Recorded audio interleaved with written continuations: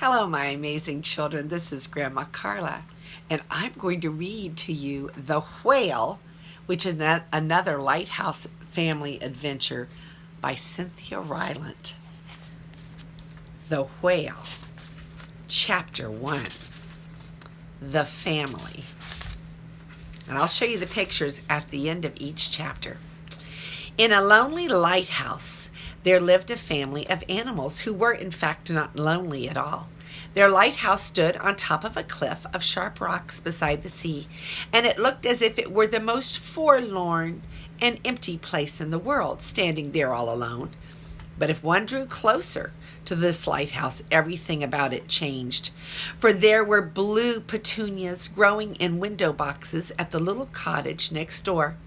In the yard, sunflowers lined a lovely picket fence, and tomatoes and carrots grew in the garden. At the base of the lighthouse was a handmade wooden wagon filled with toys, and the toys themselves were handmade. Penguins that wobbled, pelicans with large beaks that opened and closed, crabs with movable clicking legs.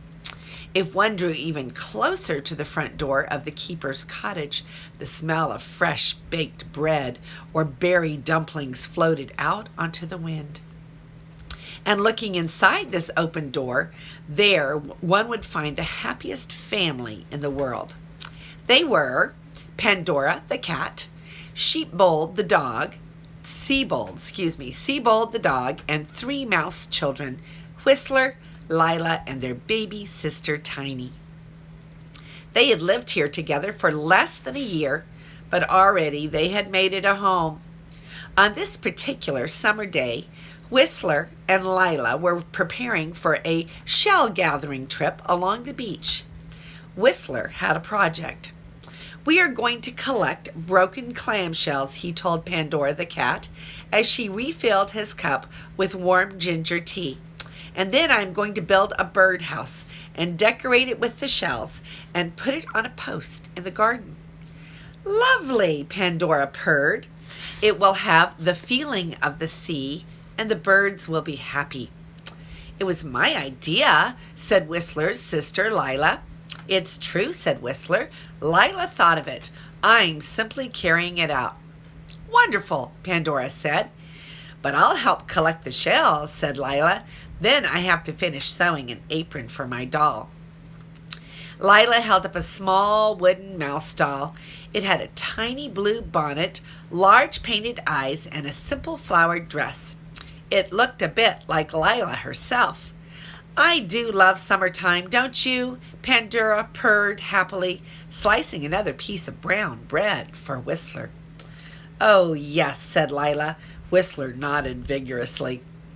"And," said Lila, "I love summertime better here than any other place in the world." Hearing this warmed Pandora's heart.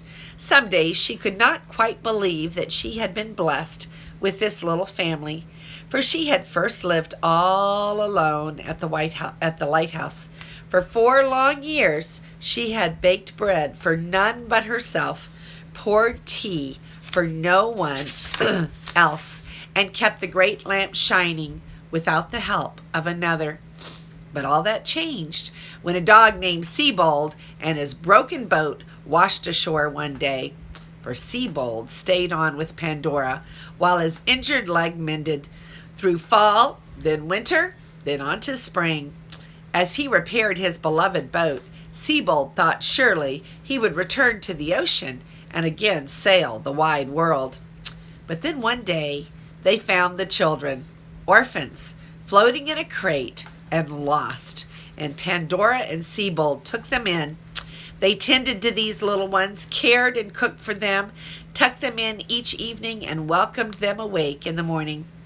And of course, in time, something very important changed: their hearts. For the 3 mouse children made of this cottage and its solitary lighthouse a real home, with stories to tell, bread to bake, flowers to grow, games to play.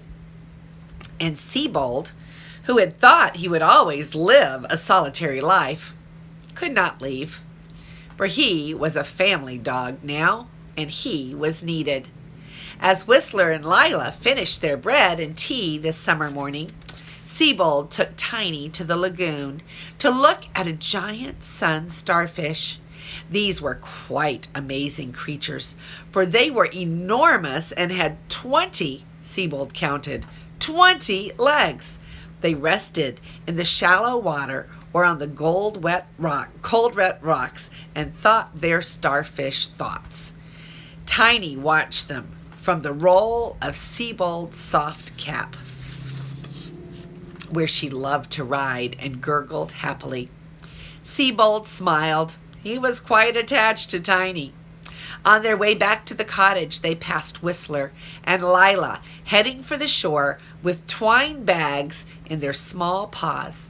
"Lovely morning, children," said Siebold. "And how are you this day?" The brother and the sister told him of their plans.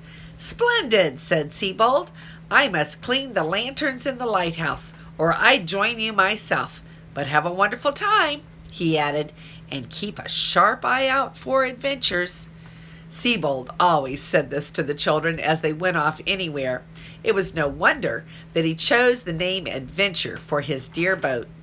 Still, most days at the lighthouse were simple, quiet sea days with happy times, but no real adventures. This day, though, would be a lucky one. This day would have an adventure. That is the end of chapter 1. So let's go all the way back to the beginning and see the pictures. So here is the picture of the lighthouse and the family. Okay, so here's Siebold. Okay, here's Pandora. And let's see if we can find 3 little mice children. Okay, I see one right there. And I see one in the bag. And let me see if I can find the other one. There's got to be another one somewhere because there's 3. Oh, there's one right down here. So now I'm going to let you see. Okay, so one right there. One in Pandora's basket. And one right there on Pandora's arm, I think. See the family? Okay, let's see what else we have for pictures. Okay, remember they were talking about all the toys? All the penguins and the toys that they had in the basket on the wagon. And here are the children telling stories as they were making a home. Remember they said stories to tell? And there is Siebold and Pandora hearing one of the little mice tell a story.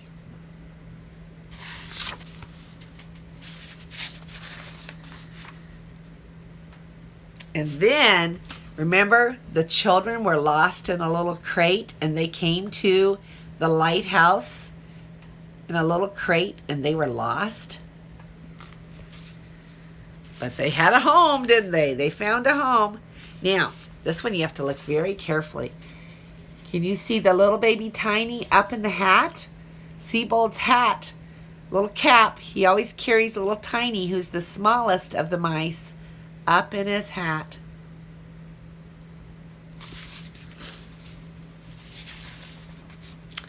And that is the end of chapter 1. And this is Grandma Carla, and I love you.